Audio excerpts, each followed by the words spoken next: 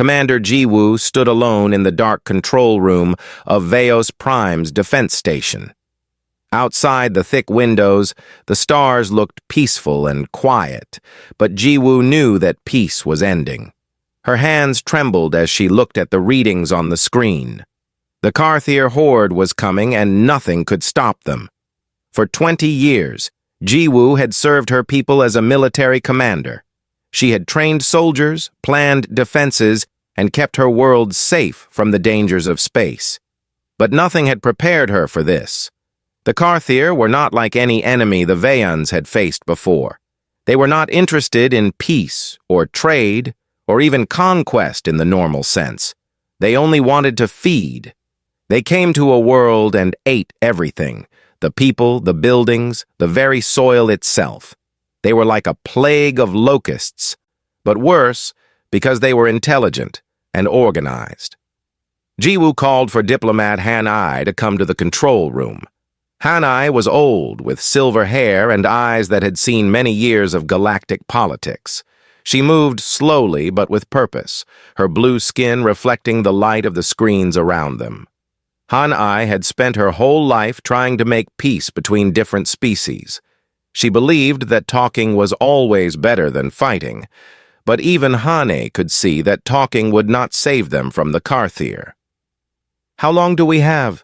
Hane asked, though she already knew the answer from the worried look on Jiwoo's face. 3 weeks, maybe less, Jiwoo replied. Her voice was calm, but her hands still shook. "Our defense systems can hold for a few days at most. After that, they will break through our shields and land on the surface. Our weapons are too weak against their ships. Our soldiers are brave, but they are not warriors like the Carthier are." Hanai looked out the window at the stars. She thought about all the worlds in the galaxy, all the different species living together in what they called the Galactic Coalition. It was supposed to be a community of peaceful beings who helped each other. But the truth was that most species in the coalition were not good at fighting. They were scientists, builders, traders, and artists. They were not warriors. They had thought that being peaceful meant being safe, but now they were learning that safety sometimes required strength. "There is one species," Hane said slowly, "that joined the coalition only recently. They are from a world called Earth, in a remote part of the galaxy. The other species call them humans. They are known to be difficult, aggressive, not very refined in their ways. But they have something we do not have. They understand combat. They understand survival." Jiwoo turned to look at Hanai.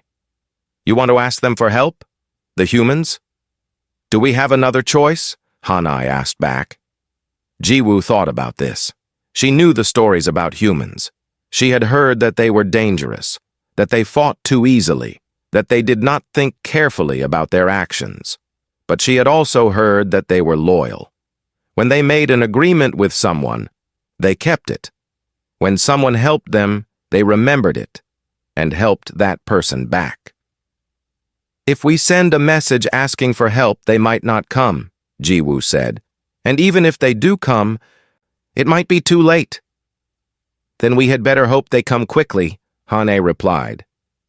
They walked together to the ancient communication array that had been built hundreds of years ago. This machine could send messages across the vast distances of space. It took a long time for the signal to travel, but it was the only way to reach out to other worlds. Hane began to prepare the message. She chose her words carefully, because she knew that the words would be heard by beings very different from the Veyans. The message was simple and direct. It said that the Veos system was under attack from the Carthier horde. It said that the Veyan people were facing total destruction. It asked for help from any species willing to fight beside them. It asked specifically for the humans, because the Veyans were willing to try anything at this point. Jiwoo stood beside Hanai as she sent the message. Both of them knew it was a long shot. They were asking warriors to come and fight in their war. They were asking humans to risk their lives for a species that was not even their own. The chances that they would help were small, but the alternative was death. So they sent the message, and they waited. Days passed. Jiwoo continued to monitor the approach of the Carthier fleet. Every day it grew larger on her screens. Every day it got closer to Veos Prime. Jiwoo prepared her people for what was coming. She ordered as many civilians as possible to be moved underground into the deep shelters beneath the planet's surface. She moved supply ships to safe locations. She prepared medical facilities to deal with the wounded and dying that would soon come. It was a dark time. Families said goodbye to each other, not knowing if they would ever see one another again. Parents held their children close and tried to give them comfort they did not feel themselves. The Veyan people had always been peaceful and gentle. They were not ready for war. They were not ready for death. Jiwoo felt the weight of her people's fear. As their military commander, she was responsible for keeping them safe, and she had failed. She had not been able to stop the Carthier from coming. She had not been able to save them. She had let them down. One night, as Jiwoo sat in the control room alone, she received a message. It was from the human fleet. The message was short and direct. It said only, "We are coming. Prepare your people. We will fight beside you." Jiwoo felt tears form in her eyes, but she did not let them fall. She was a military commander, and military commanders did not cry.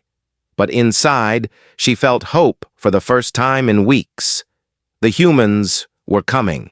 The Deathworlders were coming. They would fight the Carthier, and perhaps, just perhaps, the Veyan people would survive. She went to find Hanai to tell her the news. The old diplomat was praying in the memorial chamber, a place where the Veyans honored their ancestors. When Jiwoo told her that the humans had answered their call, Hanai closed her eyes and continued to pray. But this time, her prayers were prayers of thanks. The signal that the human fleet had entered the Veos system came 3 days later. Jiwoo watched on her screens as the human ships dropped from hyperspace above the planet. They were not pretty ships like the Veyan vessels. They were rough and angular, built for fighting rather than for show. But they were there, and they were ready for battle. Jiwoo opened the communication channel and spoke directly to the human commander. His name was Tai-O, and his voice was calm and steady, like someone who had done this many times before.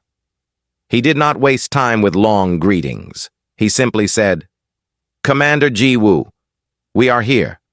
Tell us everything we need to know and tell us quickly. The Carthier will not wait." Jiwoo took a deep breath and began to speak. She told Tai-O about the Carthier fleet. She told him about the defenses and where they were weak. She told him about her people and where they were hiding. And as she spoke, she felt something change inside her. For the first time since the Carthier had arrived, she did not feel alone.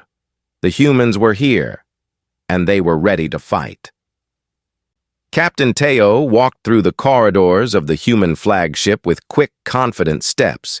His soldiers stood in lines as he passed, each one saluting him with respect. Teo was a tall man with dark hair and a face that showed the marks of many battles. He had small scars on his cheek and neck, reminders of close calls with death. His eyes were sharp and always moving, always looking for danger. He was the type of man who would never stop watching, never stop being ready for the next fight. Teo had been born on Earth, a world that other species considered harsh and difficult. This was partly true. Earth had many dangerous animals, strong storms, and places where a human could easily die. But humans had learned to survive on Earth by being smart, strong, and never giving up. Teo was the perfect example of this. He had been training for combat since he was young, and he had fought in many wars across the galaxy. He was one of humanity's best military leaders. He entered the bridge of his ship, where his officers were already waiting for him.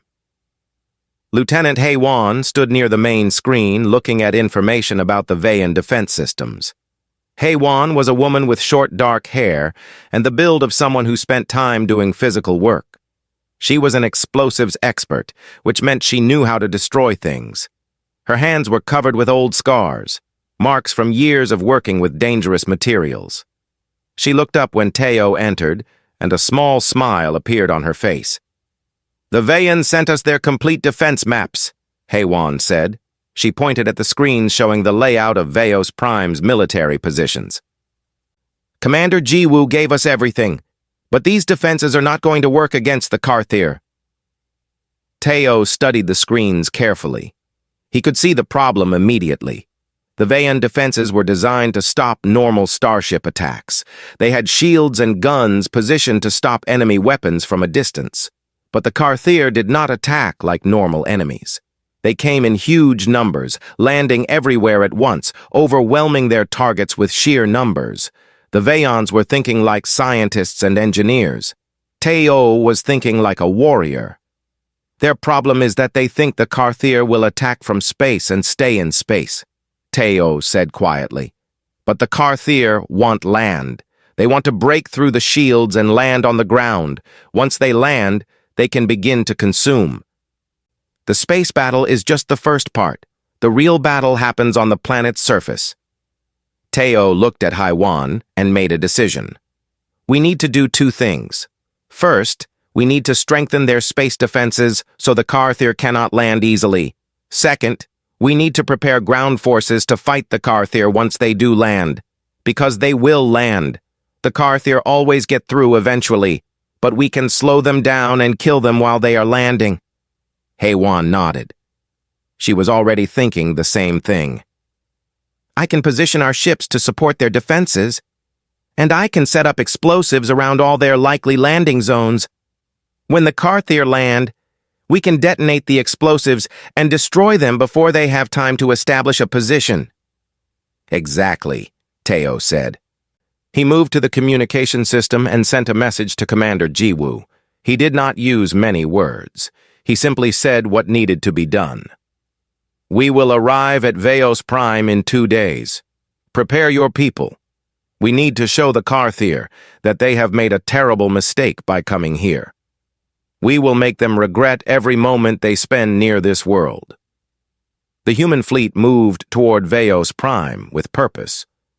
Teo spent the journey planning and preparing. He met with his various commanders, including Engineer Na-Ri, who controlled all the ship systems, and Dr. Park Jin, who would need to be ready to treat thousands of wounded soldiers. Everyone understood that what was coming would be difficult and dangerous.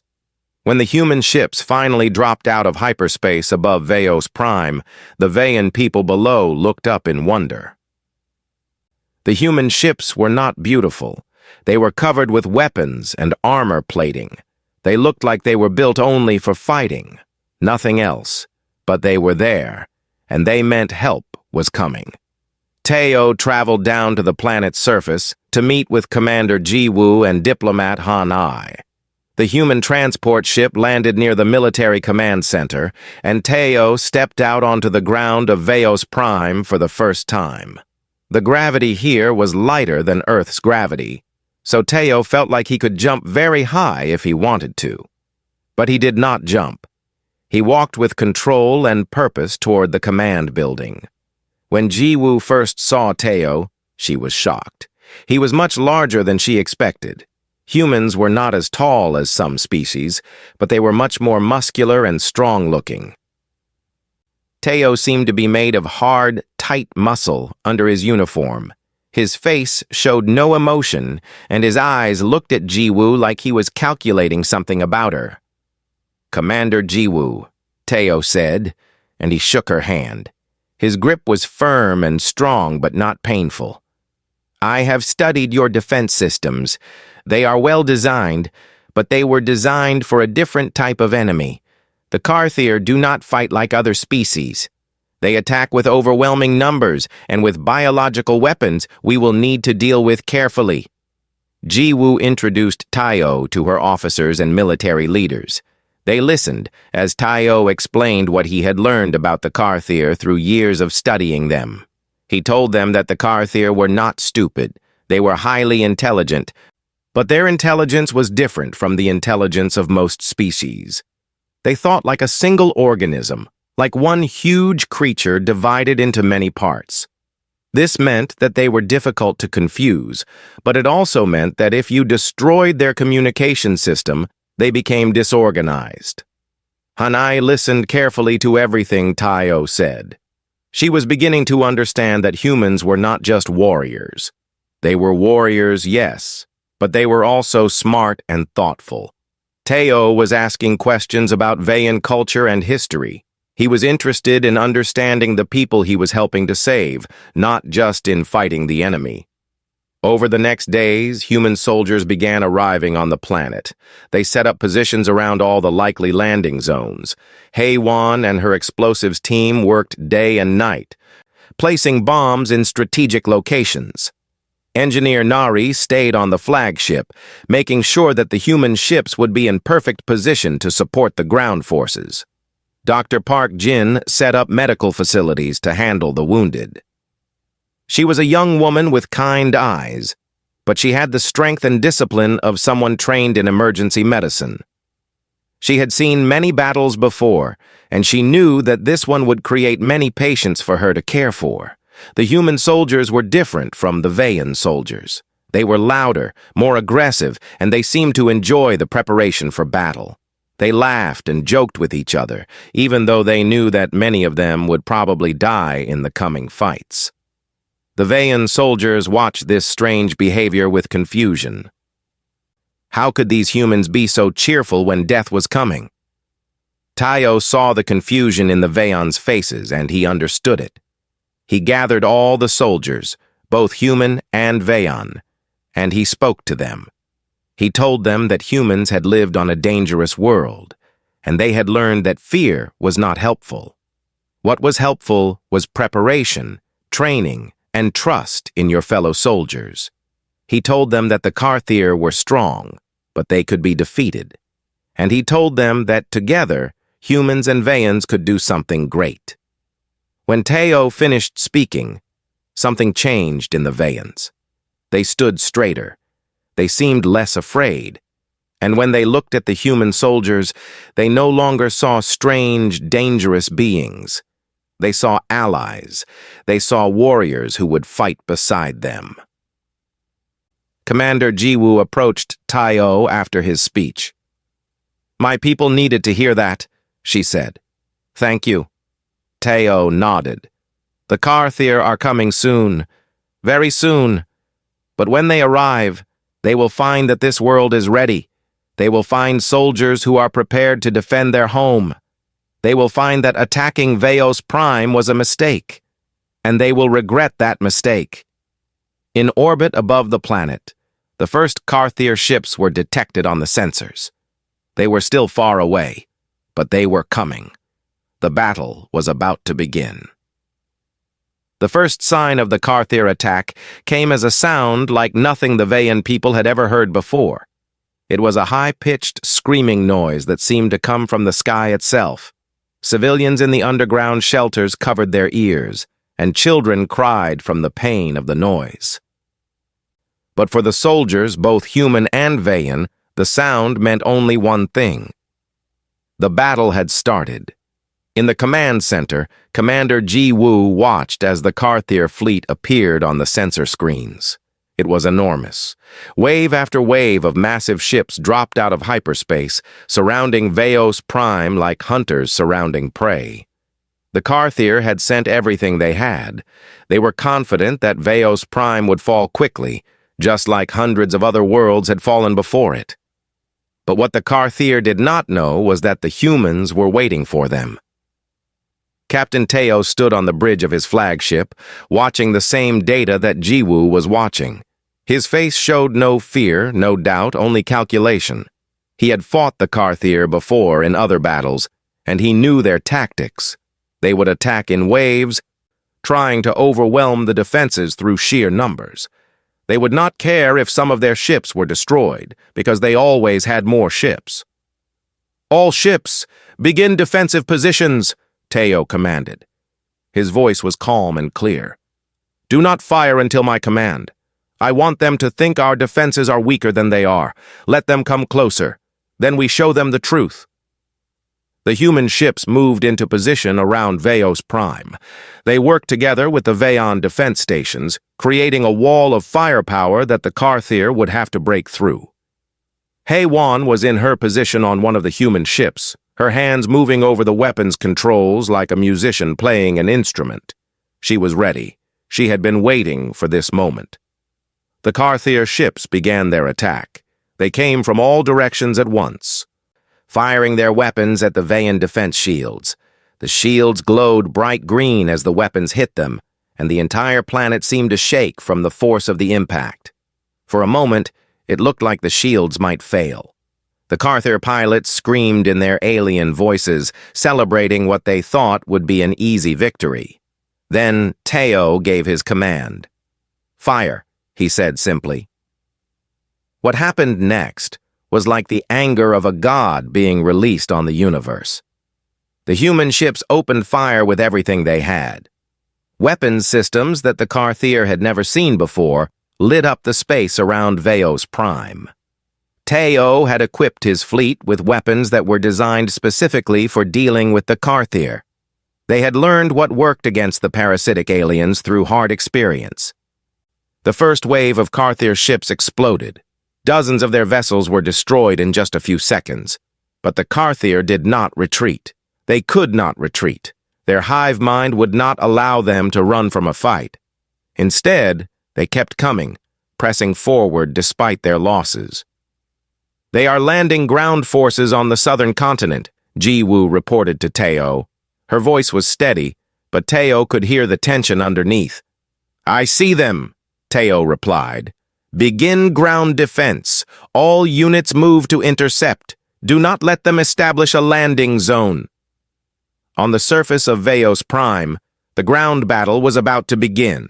Human soldiers and Veon soldiers moved together toward the landing zones where the Carthier ships were touching down.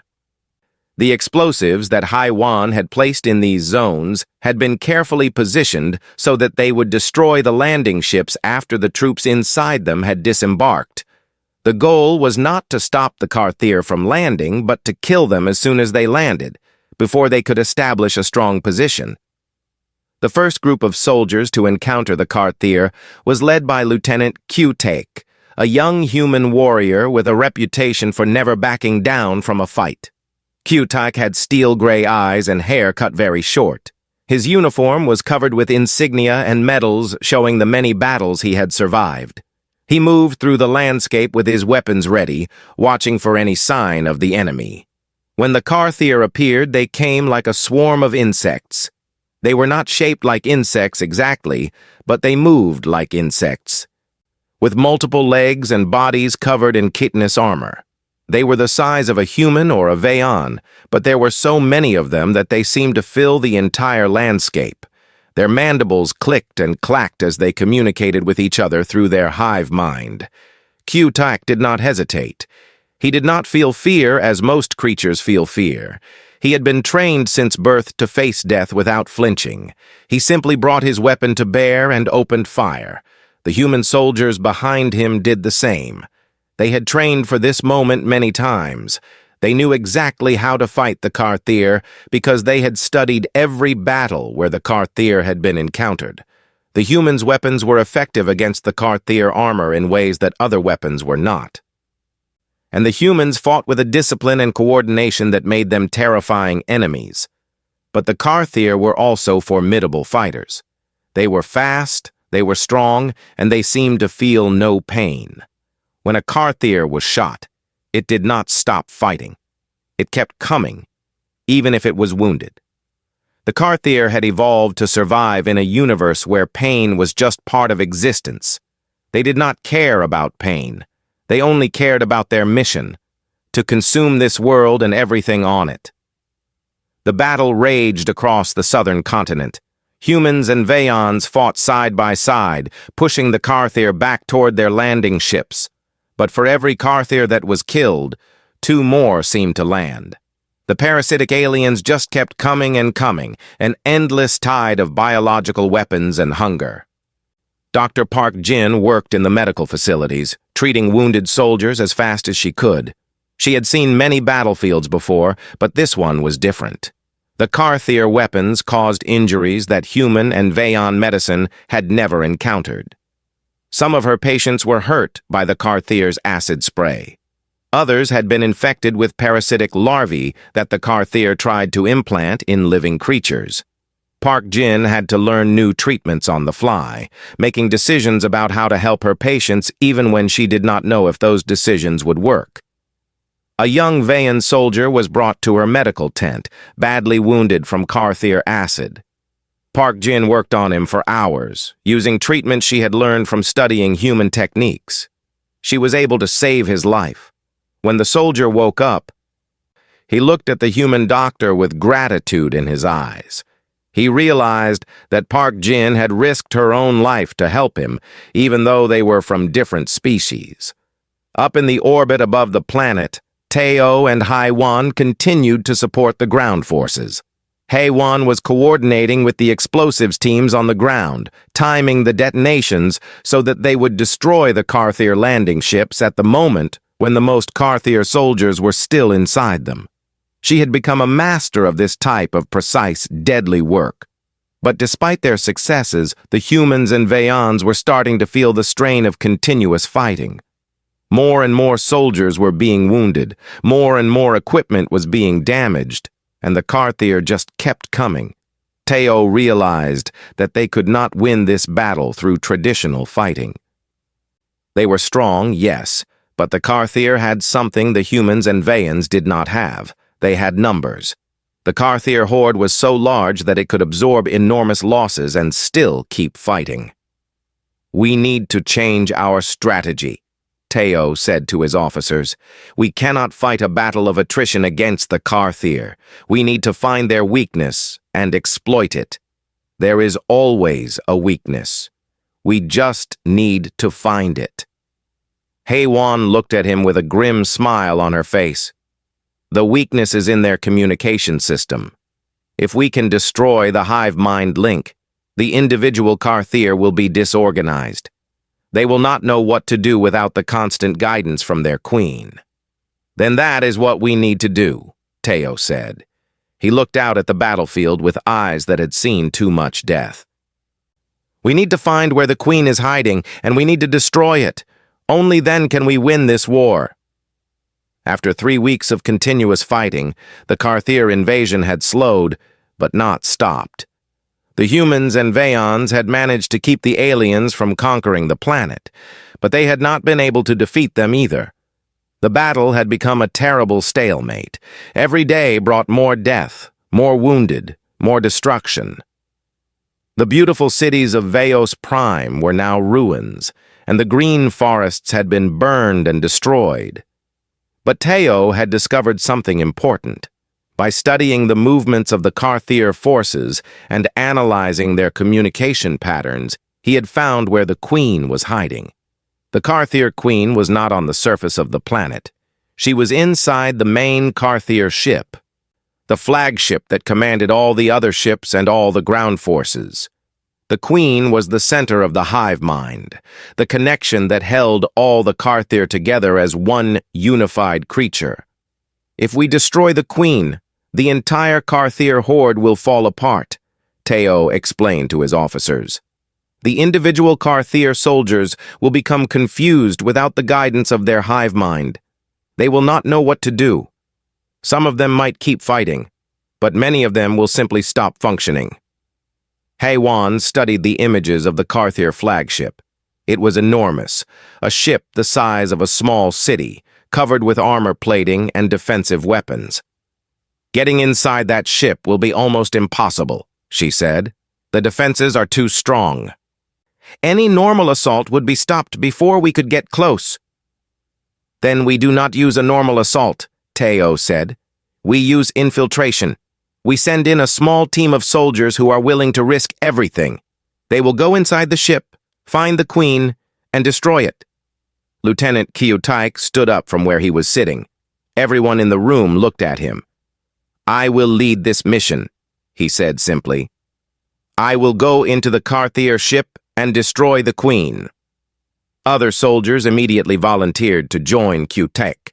There were so many volunteers that Teo had to choose which ones would go on the dangerous mission. He selected the best soldiers he had, warriors who had proven themselves in combat and who he believed had the best chance of success. But he also selected several soldiers who had different types of skills. Because they would need more than just warriors. They would need someone who could understand the ship's systems, and they would need a medic. Dr. Park Jin immediately stepped forward when she heard that they would need a medic.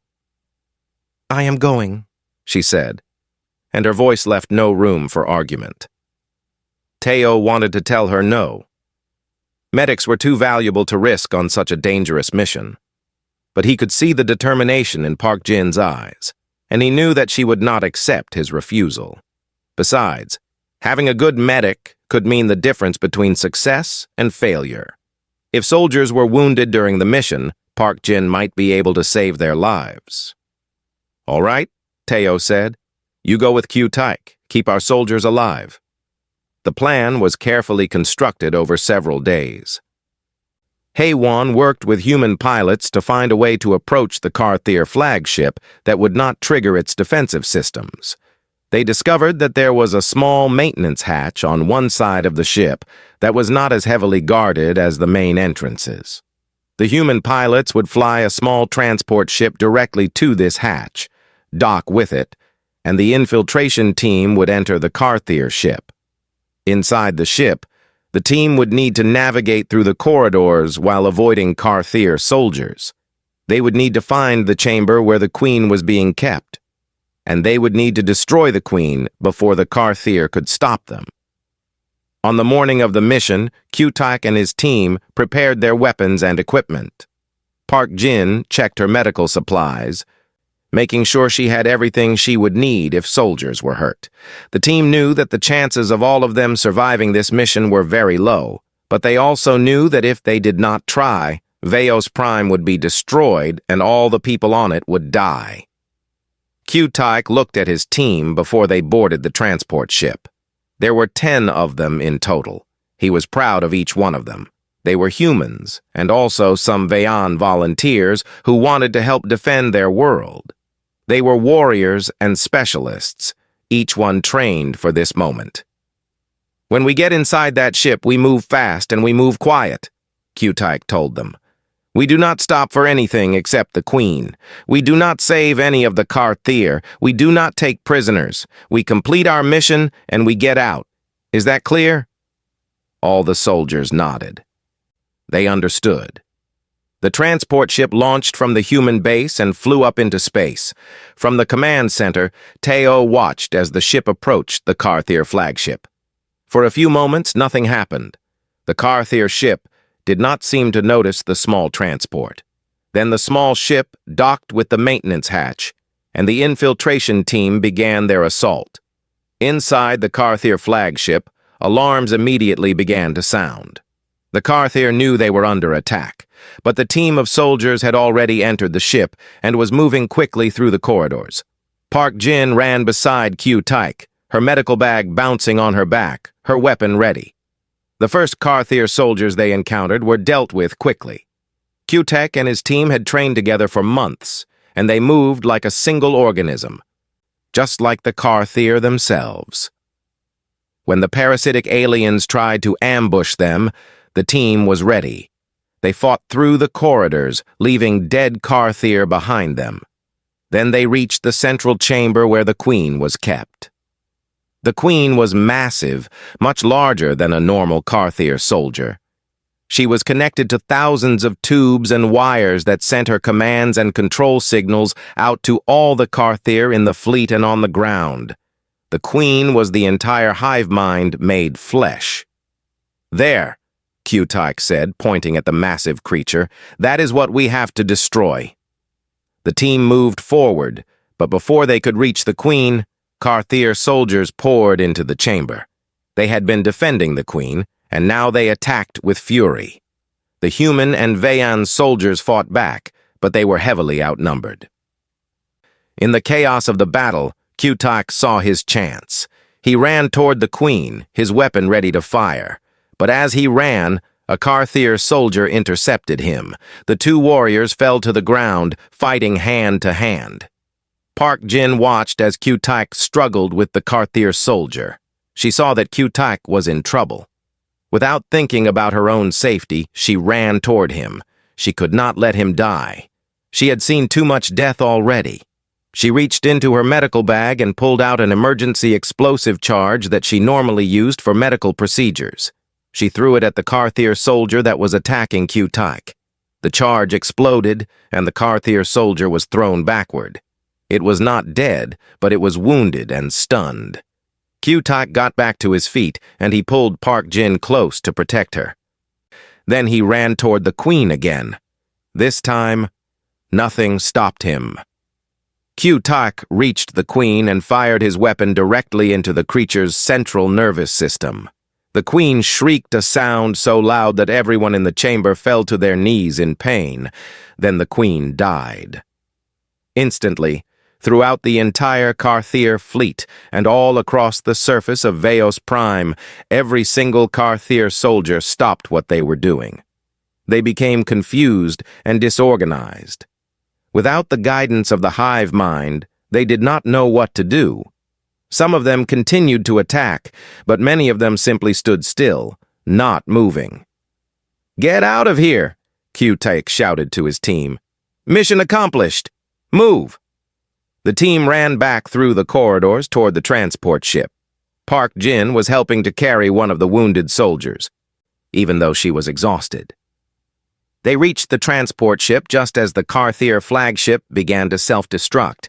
Without the Queen to guide it, the ship was failing. Systems were shutting down and fires were starting throughout the vessel. The transport ship launched from the Carthier flagship just seconds before the entire ship exploded in a massive burst of light and fire. Q-Tak and his team had accomplished their mission. The Queen was dead. The hive mind was broken. And the Battle of Veos Prime was about to change forever. With the death of the Carthier Queen, everything changed on Veos Prime. The organized attacks of the hive mind were replaced by chaos and confusion. Individual Carthier soldiers no longer fought with purpose and coordination. Some of them became aggressive and violent, attacking anything that moved. Others simply stopped moving entirely, as if they had lost the will to exist without the guidance of their queen. Teo and Haiwan took full advantage of this moment. They ordered all human and Vean forces to press forward with maximum force. The soldiers attacked the confused Carthier with overwhelming power. Without the Queen to direct their movements and strategy, the Carthier were no match for the organized forces fighting against them. The battle continued for 2 more weeks, but it was a very different battle than what had come before. Where once the Carthier had seemed like an unstoppable force, now they were like a creature with its head cut off, dangerous but no longer purposeful. Slowly, the human and Vean soldiers pushed them back. Slowly, Carthier ship after Carthier ship was destroyed or forced to retreat. And slowly, it became clear that Veos Prime was going to be saved. Q-Tak had been wounded during the infiltration mission, but Park Jin had used all her medical skills to keep him alive. When he woke up in the medical facility, the first thing he saw was Park Jin sitting beside his bed, exhausted and covered in medical gear. She was sleeping, her head resting against the arm of a chair. Q-Tak looked at her for a long time, and he felt something he had not felt in many years. He felt grateful. He felt alive in a way that went beyond just surviving another battle.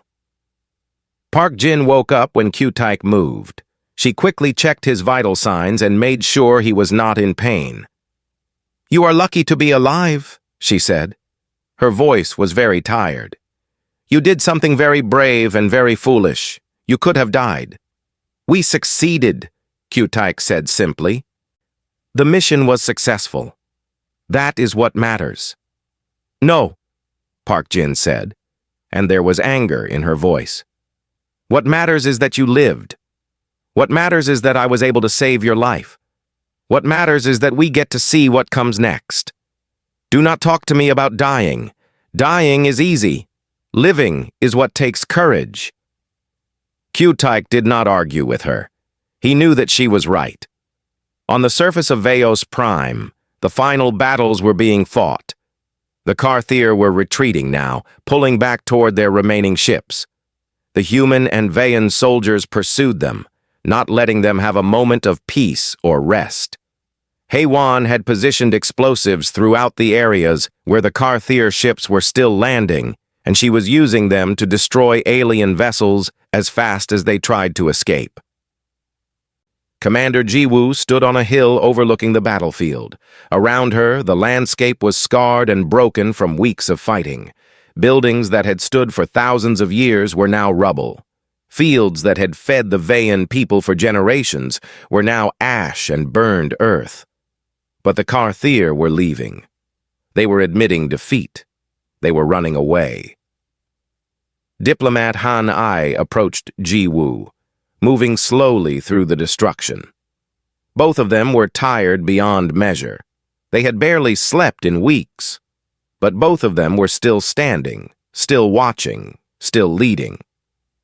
"It is almost over," Hane said. She looked at the departing Carthier ships with an expression of relief and sorrow mixed together. "We have survived. Veos Prime will continue to exist. Our people will not be consumed." "Yes," Jiwoo agreed. "And we have the humans to thank for that. Without them, we would have been destroyed." Hanae looked at the human soldiers as they pushed the last of the Carthier forces back toward their ships. Teo was there, giving orders and coordinating the final assault. Even after weeks of continuous fighting, he did not look tired. He looked like he was just beginning to wake up, like violence and combat were the things that made him feel most alive. "Humans are different from us," Hanai said. "They are not as cultured. They are not as refined. But they understand something that we have been slow to understand. They understand that sometimes peace requires warriors. Sometimes survival requires the willingness to fight." "Yes," Jiwoo said. "I think we will learn many things from the humans." 3 days later, the last Carthier ship lifted off from Veos Prime's surface. The final surviving aliens fled back into space, carrying news of their defeat.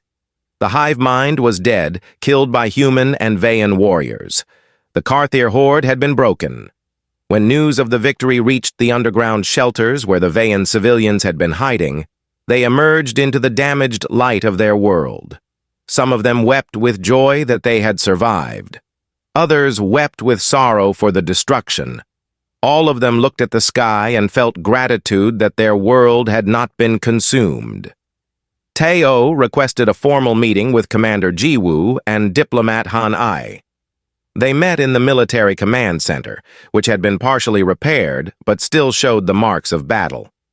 Teo looked exhausted now, and his face was pale. The constant fighting had taken its toll on him, as it always did. "We have won," Teo said simply. "The Carthier have been defeated. Your world is safe." "Our world is safe because of you," Jiwoo said. She bowed, and all the Veyan officers bowed with her. This was a Veyan gesture of deep respect and gratitude. "You and your soldiers saved our people. We will never forget this." Teo did not look comfortable with the bowing and the praise. He shifted his weight from one foot to the other, and he looked away. "We did what needed to be done," he said. "That is all. We are from a death world where survival requires strength and willingness to fight. It is natural for us. But there is something you need to understand, Commander. The Carthier were not the only threat in this galaxy. There are other species like them. There are other worlds that will face the same danger that Veos Prime faced, and humanity cannot be everywhere at once. Other species need to learn to defend themselves." Jiwoo understood what Teo was saying. The humans could not save everyone. The Veyan people would need to rebuild their military, to train better soldiers, to learn from what the humans had taught them. They could not rely on human warriors to save them every time they faced danger. "We will train ourselves," Jiwoo said. "We will learn from your soldiers. We will build a stronger military. We will be ready if danger comes again." "Good," Teo said. He seemed satisfied with this answer. "That is what I hoped to hear." Han-I spoke up then. "Captain, before you leave, I want to say something. Humans are warriors, yes. But I have learned that humans are more than just warriors. I have seen how your soldiers care for each other. I have seen how your doctors work to save lives. I have seen how your engineers and planners work to solve problems. You are not just weapons. You are beings with skill and intelligence and honor." Teo looked at Han-I for a long moment. When he spoke, his voice was quieter and more thoughtful than it had been before. "We are from a harsh world," he said. "We had to learn to be strong to survive. But strength without honor is just brutality. Strength without caring for others is just cruelty. I am glad that you understand this. I am glad that you see humans as more than just warriors." The next day, Teo and his soldiers began to prepare to leave Veos Prime. The human ships were repaired and resupplied. The wounded soldiers who could not be healed immediately were loaded onto medical transport ships. The bodies of the fallen were treated with respect and prepared for the journey back to Earth so that their families could honor them. As the human fleet prepared to leave, lines of Vean people came to say goodbye. They thanked the human soldiers for their sacrifice. They wept for those who had died. They promised to remember the names of the humans who had given their lives to save Veos Prime. Q Taek, still recovering from his wounds, stood with Park Jin at the edge of the landing field. They watched as the human soldiers boarded their ships. "Will you come back?" Park Jin asked. "Will you come back to Veos Prime?" Q Taek considered this question carefully. "I do not know," he said. "But I know that the humans will answer if your people call for help again. We do not abandon those who have stood with us. That is the human way." "Then we will remember you," Park Jin said. "We will tell the story of the Deathworlders who came when we called. We will tell our children and our children's children about the warriors from Earth who saved our world." The human ships launched into the sky. They climbed higher and higher until they were nothing but bright lights in the darkness. Then they engaged their hyperspace drives and disappeared, leaving only the memory of their presence behind.